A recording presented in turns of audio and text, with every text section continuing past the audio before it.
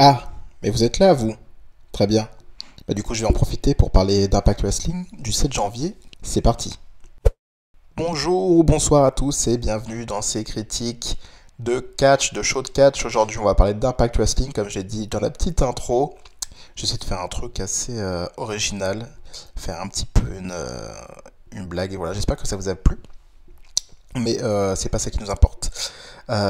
Si vous appréciez mon contenu, n'hésitez pas à mettre un pouce bleu ou un j'aime, ça dépend comment vous l'appelez vous.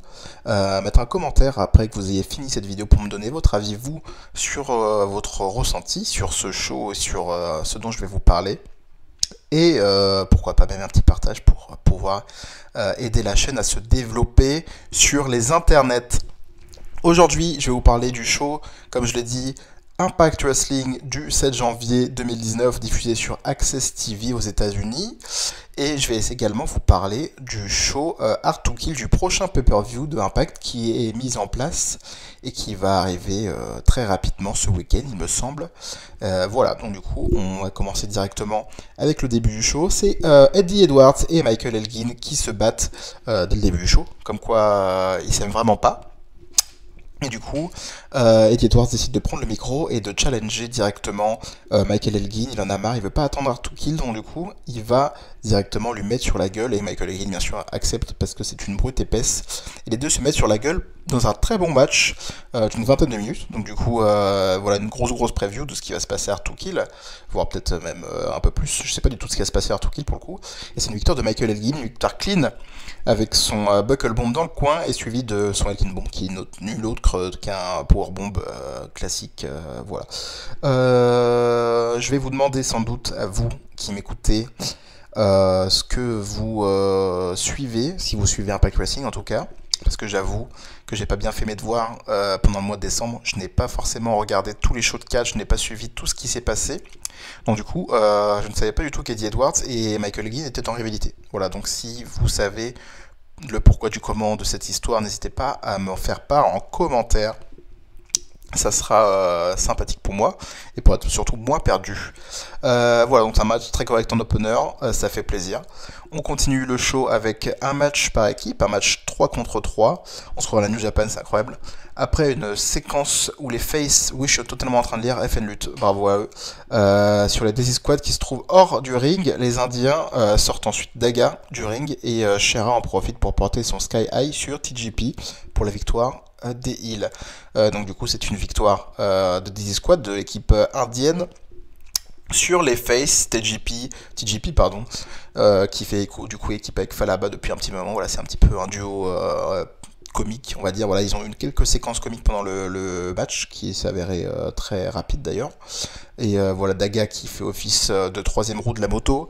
Malheureusement, il mérite un petit peu plus, mais bon, je pense que ça va pas tarder pour lui. Voilà, Daga et Andrade, c'est un petit peu le même combat. Voilà, pas dans la même promotion, mais ça fait un petit peu le même combat.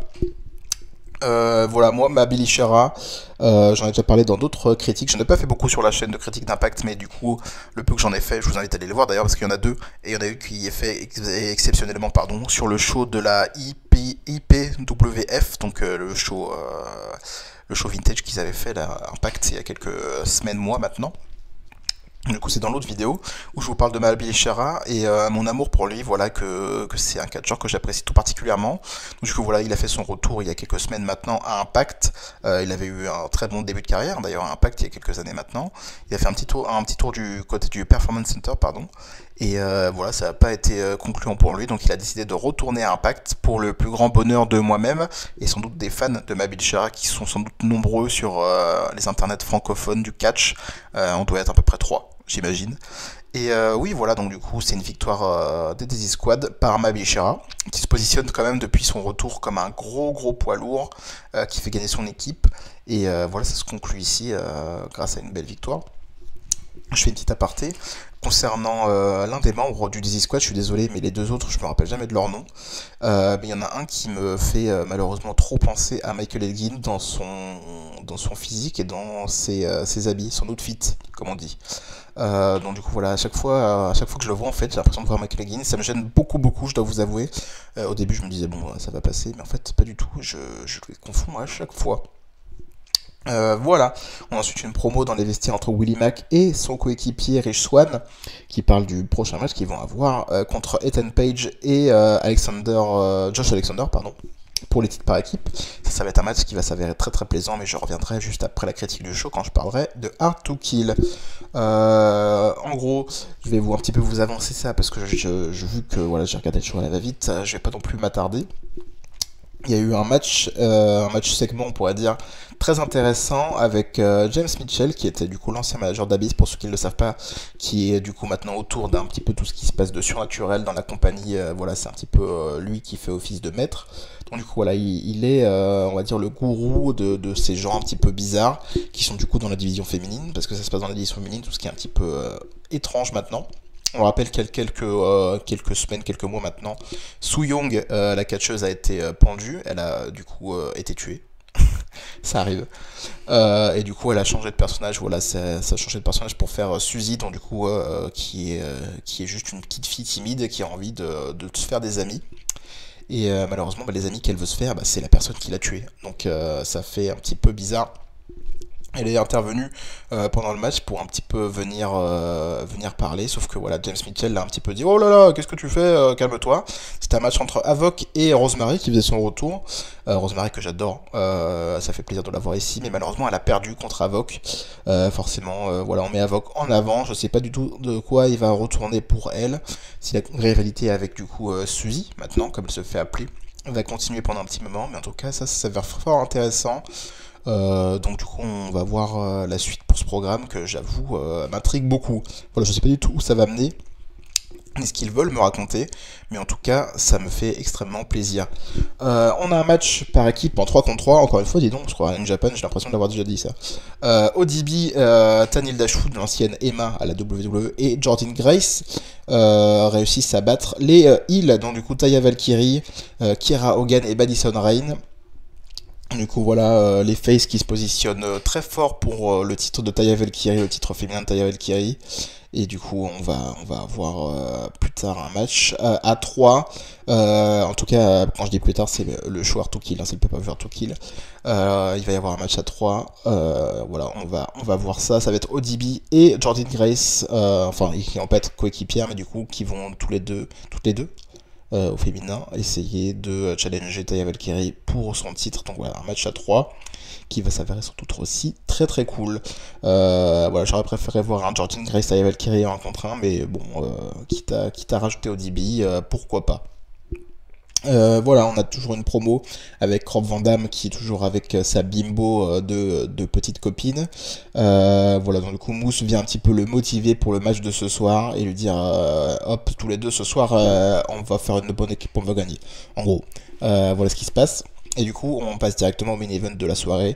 C'est Brian Cage et Rhino qui faisaient équipe pour affronter du coup Rob Van Dam et Moose dans un match qui s'est avéré fort sympathique, mine de rien.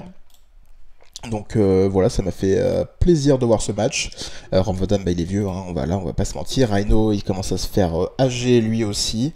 Mais ça s'est avéré quand même un event assez plaisant. Pas de quoi casser trois pattes à un canard, comme dirait l'expression. Mais quand même très sympathique à voir. Et je parle pas de l'entrée de Rob Van Dam avec sa petite copine. Même si il y a des choses à voir. Voilà, c'est une victoire de Brian Cage et de Rhino. Brian Cage qui se positionne toujours comme un challenger très sérieux autour du main event de Impact. Voilà, c'est toujours très cool. La rivalité Rhino et Rob Van Dam qui continue, qui se met en place pour la suite. On va voir ce que ça va donner plus tard. Et voilà. En gros, c'était un show très sympathique. J'ai l'impression que Impact a retrouvé une sorte d'identité visuelle, une sorte d'identité catchesque même, qui me fait extrêmement plaisir. Voilà, ça remonte petit à petit. Je sais pas si Access TV est forcément lié à cette remonte de qualité dans le produit, mais en tout cas, ça fait vraiment plaisir à voir malgré le fait que voilà, il y a deux trois vieux qui sont dans le main event, qui gagnent un petit peu leur place. Et moi, malheureusement, je trouve ça très mauvais, malheureusement. Mais bon, c'est pas à défaut de mettre des rookies derrière. Au contraire. Je suis désolé si je dis beaucoup c'est parce que je cherche un petit peu mes mots. Mais voilà, les nouveaux, les rookies, qu'ils soient face ou heel, sont aussi bien mis en avant. Je pense d'ailleurs à Ace Austin, qui est pour moi l'un des gros talents à Impact. Brian Cage, qui est aussi un bon nom, même s'il n'est pas du tout un rookie. Hein, pour le coup, ceux qui le connaissent en indépendant, vous savez ce que ça vaut. Moi j'aime beaucoup Brian Cage, même si je le trouve, malheureusement, après c'est pas sa faute, hein, mais je le trouve un petit peu petit, donc du coup voilà, forcément ça se limite quand même vachement beaucoup. Mais voilà, moi il me rappelle beaucoup Batista dans ses très bonnes années à l'époque. Voilà, Moose, ça tourne aussi toujours un petit peu en rond, j'aimerais bien voir un petit peu plus haut, pourquoi pas. Cette semaine on n'a pas eu de Ken Shamrock, et ça fait plaisir. Et voilà, c'était très sympathique. On arrête ici, j'ai fait quand même 10 minutes pour un show qui m'a juste plu. Donc voilà, mais Impact, j'ai envie d'en parler un petit peu plus parce que j'avoue que j'adore Impact, voilà, je suis fan d'Impact. Je t'ai déjà dit dans ma première vidéo sur Impact, mais voilà, je suis même allé au show, pour les petits curieux. Je suis allé au show de Lyon en janvier 2011 maintenant, c'était suite au heel turn de Jeff Hardy. Voilà, c'était l'un des rares moments où Impact, d'ailleurs à l'époque TNA encore, d'ailleurs, je crois que c'est le seul moment où ils sont venus en France. Et du coup, voilà, j'étais venu à Lyon, la halle Tony Garnier. Pour ceux qui étaient, grosse pensée à vous, gros bisous à vous. Mais voilà, c'était un show qui s'avère très cool. J'étais très jeune à l'époque, donc j'ai été un petit peu bête. Mais ça m'a fait très plaisir de voir une compagnie que j'apprécie encore, mine de rien. Même si, voilà, des moments je la déteste, mais je l'apprécie quand même malgré tout. Et voilà, je vais arrêter de faire du HS parce qu'on s'en fiche un petit peu. On va passer à la preview de Hard to Kill, le prochain pay-per-view de Impact qui va avoir lieu du coup ce dimanche, comme je l'ai dit, le dimanche 12 janvier, le janvier 12 dimanche bien sûr. Je vais un petit peu vous parler de la carte et surtout de mes attentes, ce qui va se passer, comment je le sens, ce que j'espère voir et pourquoi pas même ce que j'espère voir après ce pay-per-view suite à ce que je pense qui va se passer. On va commencer par le bas du tableau, ce qui m'intéresse un petit peu moins. Apparemment, on va avoir un Moose contre Rhino. Alors ça, je ne sais pas du tout d'où ça sort, mais voilà, on va avoir un Moose contre Rhino. Match que je m'attends vraiment pas à voir un match fantastique. J'adore Moose, mais voilà, c'est pas non plus le mec dont je fais le plus confiance dans la compagnie. Rhino, c'est clairement pas un mec auquel je fais confiance dans cette compagnie, même si j'apprécie malgré tout Rhino, hein, mais voilà, c'est quand même un vieux de la vieille qui est plutôt trop en forme. Voilà, il a toujours été assez limité sur un ring, donc maintenant que là j'ai la rattrapé aussi, j'imagine que ça peut être foufou. Voilà, j'imagine et j'espère surtout une victoire de Moose. Match suivant, c'est Madman Fulton qui va affronter Ken Shamrock. Match logique au vu des dernières interventions de Madman Fulton dans le show. Voilà, on ne sait pas du tout de quoi il va être en retour. J'espère surtout que ça va être Madman Fulton qui va être bien mis en avant, même si sincèrement je pense qu'ils vont faire gagner Ken Shamrock et qu'après le match, Madman Fulton va l'attaquer et pourquoi pas même le détruire. Passer à travers une petite table, ça fait toujours plaisir. Donc du coup voilà, on sait pas de quoi le match va être fait. J'ai aussi très peur, j'avoue, de la performance de Ken Shamrock, vu la dernière performance qu'il a fait en pay-per-view, il me semble que c'était à Bound for Glory. Voilà, où j'ai eu très peur, il a fait se briser la nuque. D'ailleurs c'était contre Moose, donc oui, c'était à Bound for Glory. Donc du coup voilà, j'espère que le match va pas être trop long surtout, et qu'il va permettre à Matt Fulton d'un petit peu se faire mettre en avant. On a Brian Cage contre Van Damme. Décidément, tous les matchs que j'ai cités, il y a forcément un mec de plus de 45 ans. Donc du coup, voilà, Brian Cage qui affronte Rob Van Damme. Match que j'avoue ne pas avoir vraiment envie de voir, mais qui pour le coup m'intrigue beaucoup. Voilà, Rob Van Damme, malgré le fait qu'il soit âgé et qu'il soit très limité sur un ring désormais, Brian Cage c'est quand même toujours quelqu'un que j'adore, comme je l'ai dit juste avant dans ma critique du show. Voilà, Brian Cage c'est vraiment quelqu'un que j'adore, et je pense que du coup ça peut faire un très bon match, et je pense que par contre c'est Rob Van Damme qui va gagner avec une petite tricherie, pourquoi pas. Malheureusement pour Brian Cage, mais voilà, Rob Van Damme, suite à son heel turn, a besoin de victoire pour être crédible. Et je pense que Rob Van Damme, malheureusement, on va continuer à le voir dans le haut du tableau suite à ça. Un match qui pour le coup m'intéresse beaucoup plus, c'est même sans doute le match qui m'intéresse le plus, voire le deuxième match qui m'intéresse le plus, parce qu'il y a le main event aussi qui m'intéresse beaucoup. C'est le match pour les titres par équipe, c'est The North, donc du coup Josh Alexander et Ethan Page qui défendent leur titre contre Rich Swann et Willie Mack, et ça je vous avoue que j'en suis sûr à 100%, je pourrais parier ma grand-mère dessus, dédicace à toi mamie. Je pourrais parier ma grand-mère dessus que ce match va être incroyable et qui va voler sans doute la vedette à tous les matchs de ce soir, de cette soirée en tout cas. Et ça va être incroyable. Voilà, j'ai pas grand chose à dire de plus. Que ce soit The North ou Reshwan et Willie Mack qui gagnent, je serai content. Parce que ce qui compte dans ces moments-là, c'est du grand catch. Et on va avoir du grand catch dans ce match par équipe. Voilà, on enchaîne avec un match qui m'intrigue moins, tout simplement parce que je n'ai pas suivi la construction, je l'avoue. C'est Eddie Edwards contre Michael Elgin. Donc du coup voilà, je ne sais pas ce qui va se passer durant ce match. Eddie Edwards, j'avoue, être toujours un petit peu étonné de son traitement suite à son sorte de heel turn ou extreme turn, on sait pas trop, il est devenu un petit peu plus badass. Voilà, Michael Elgin, malheureusement, c'est vraiment pas un catcheur que j'apprécie, autant personnellement que catchement parlant. Voilà, je parlerai pas des frasques qui se sont passées il y a quelques années maintenant autour de Michael Elgin et de sa promotion. Pour ceux qui le savent, voilà, vous savez de quoi je parle. Mais voilà, Michael Elgin, je trouve que c'est très limité. J'apprécie beaucoup quand je le vois au Japon. D'ailleurs, j'espère le revoir au Japon. Je sais pas s'il y a encore, dites-le moi en commentaire si vous le savez. Mais voilà, Michael Elgin, c'est vraiment quelqu'un que je trouve pas très bon sur le produit américain, sur le produit de catch américain. Je le trouve vraiment très très bon par contre quand il est au Japon. Donc voilà, je sais que c'est un très bon catcheur, hein, ça je m'en rends compte quand même quand je le vois.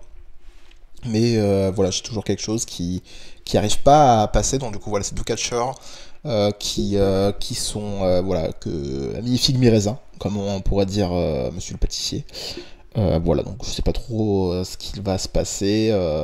Voilà, j'avoue que j'espérais avoir une plus grosse rivalité entre Ace Austin et Eddie Edwards. Pourquoi pas autour du titre X Division, mais ça n'a pas été le cas. Donc du coup, voilà, je me retrouve avec Eddie Edwards qui commençait à très très bien m'intéresser. Finalement, il se retrouve dans un programme qui m'intéresse pas du tout. Donc c'est bof bof. Voilà. D'ailleurs, en parlant d'Ace Austin, transition toute trouvée, bravo à moi. Il défend son titre de la X Division contre Trey. Trey Miguel, je sais pas s'il garde encore son nom parce que maintenant il donne plus leur nom de famille. Ces petits sacripants, on dirait qu'ils sont passés du côté du main roster de la WWE. Mais voilà, Trey qui défend l'honneur de sa mère et Ace Austin qui défend son titre X Division. Tout ça pour devenir le prochain champion de X Division, comme quoi il y a quand même du challenge dans cette histoire. Et j'avoue que c'est un match qui m'intrigue beaucoup. Trey Miguel, je vais plutôt dire Trey Miguel parce que quand je dis Trey juste, ça fait un peu bizarre. Trey Miguel, c'est quelqu'un qui m'intrigue beaucoup, tout simplement parce que je l'ai pas vu extrêmement souvent en solo. Donc du coup, je sais pas trop si ça va être bien. J'adore The Rascals, hein, l'équipe. The Rascals, avec un Z. J'adore cette équipe, mais du coup en solo, je sais pas du tout de quoi il en retourne. J'avoue que j'adore surtout Desmond Desmond Xavier, qui lui pour le coup je trouve très charismatique, mais voilà, c'est un avis personnel. Mais là du coup voilà, Trey je l'aime beaucoup aussi, mais j'ai hâte de voir surtout ce match parce que j'apprécie surtout les deux catcheurs et j'ai hâte de voir ce qu'ils peuvent donner. Voilà, je découvre de match en match, du coup c'est toujours un plaisir. Et voilà, on s'attaque au match féminin, qui est d'ailleurs le seul match féminin de cette soirée. J'adore le rappeler ça, surtout hein, du côté de Dynamite, AEW Dynamite. Mais voilà, c'est le titre des Knockout qui est défendu par Taya Valkyrie, toujours championne, qui défend du coup son titre contre Jordynne Grace et contre ODB, du coup un match à 3 qui ça va s'avérer fort intéressant. Ce match m'intrigue, comme j'ai dit dans ma critique du show. J'aurais préféré voir un Taya Valkyrie contre Jordynne Grace, mais pourquoi pas. Je pense que surtout qu'ODB va un petit peu casser le rythme de ce match, mais ça peut quand même faire du bon catch. Elle est revenue, elle est mise en avant, c'est logique. Et voilà, ça va pas casser trois pattes un canard. Et je m'attends surtout pas à voir ODB championne des Knockout en 2020. En tout cas, j'espère pas. S'ils le font, ce serait quand même très moche, j'avoue. Mais voilà, je pense que Jordynne Grace va remporter la victoire. Pourquoi pas en faisant le tomber contre ODB. Donc du coup, pour continuer ensuite la rivalité entre Taya Valkyrie et Jordynne Grace. Mais voilà, j'espère une victoire de Jordynne Grace.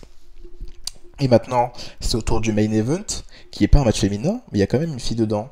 C'est le match pour le titre de champion du monde d'Impact. C'est Sami Callihan contre Tessa Blanchard. Grosse rivalité, je vais pas vous faire tout le récap, mais c'est une rivalité qui existe déjà depuis des mois et des mois. Ils sont affrontés à Slammiversary en juin ou en mai dernier. C'était un très bon match que j'ai vraiment beaucoup apprécié. Et bah là, ça va être la sorte de revanche. C'est ça, Blanchard qui a affronté tout le groupe de Sami Callihan, donc du coup OVI. Ils se sont fait face pendant quelques semaines, mois. Et voilà, ça a toujours été un très très bon programme. Et du coup, je sais pas si ça va se conclure ici, mais en tout cas, ça fait quand même une apothéose avec ce match de championnat début d'année. Et je sens vraiment la victoire de Tessa Blanchard. Et pour le coup, bah, je sens que ça va être très très cool. Voilà, je sais que j'ai eu un petit peu des débats avec les gens concernant ma première vidéo sur Impact que j'avais fait à l'époque, où je parlais justement... Non, c'est dans une autre vidéo, il me semble, pardon, excusez-moi. C'est dans une autre vidéo où je parlais justement du catch féminin, du catch intergender, comme on appelle ça. Donc, du coup, les hommes contre les femmes, des choses comme ça, où ça me dérangeait surtout quand c'était pas très bien booké, et quand c'était quelqu'un avec un gabarit très faible qui arrivait à battre quelqu'un avec un gabarit très lourd. Et quand c'était un booking un petit peu facile et un petit peu contre-féministe, on pourrait même dire. En tout cas, je le considère comme ça. Ou quand on met, voilà, on dit c'est une fille, elle affronte un gars, quel que soit son gabarit, au gars ou à la fille, elle va forcément prendre l'avantage parce que voilà, elle doit pas se prendre forcément des coups. Et voilà. Et ben dans cette réalité autour de Tessa Blanchard et Sami Callihan, c'est pas du tout ce qu'ils ont fait. À mon plus grand bonheur d'ailleurs, c'était un booking très intelligent qui arrive jusqu'ici. Et voilà, Sami Callihan a remporté la victoire à Slammiversary contre Tessa Blanchard. Du coup, Tessa Blanchard a envie de revanche, a envie de prendre sa revanche. Et voilà, je sens qu'elle va gagner et que ça va faire un très très gros moment dans le monde du catch. Tessa Blanchard qui devient championne du monde du côté d'Impact, ça peut être super cool. Et pourquoi pas faire une belle autour de Sami Callihan et Tessa Blanchard dans quelques semaines, dans quelques mois. Pourquoi pas continuer une rivalité. Ça peut être très très sympa. Le programme entre les deux fonctionne très très bien. Voilà, je m'arrête ici. J'espère que ça vous a plu. N'hésitez pas à commenter et à me dire ce que vous avez pensé. N'hésitez pas à répondre à ce que je vous ai un petit peu demandé pendant la vidéo, donc c'est-à-dire la rivalité sur Michael Elgin et Eddie Edwards, que je n'ai pas forcément suivi, et d'autres choses. Ça me ferait vraiment plaisir que vous répondiez et que vous écoutiez jusqu'ici. Ça peut être aussi super sympa. Un maximum d'avis, ça fait toujours plaisir et ça motive encore plus, comme je le dis bien souvent. Voilà, n'hésitez pas à liker la vidéo si ça vous a plu, et surtout partagez votre avis, que ce soit avec moi ou avec d'autres personnes. Voilà, soyez toujours fiers d'être fan de catch, partagez toujours votre avis, même si ça fait pas longtemps que vous êtes fan de catch, comme je dis à chaque fois. Et surtout, restez fan de catch, quel que soit ce que vous regardiez. L'important, c'est que vous aimiez ce que vous regardez, et vive le catch.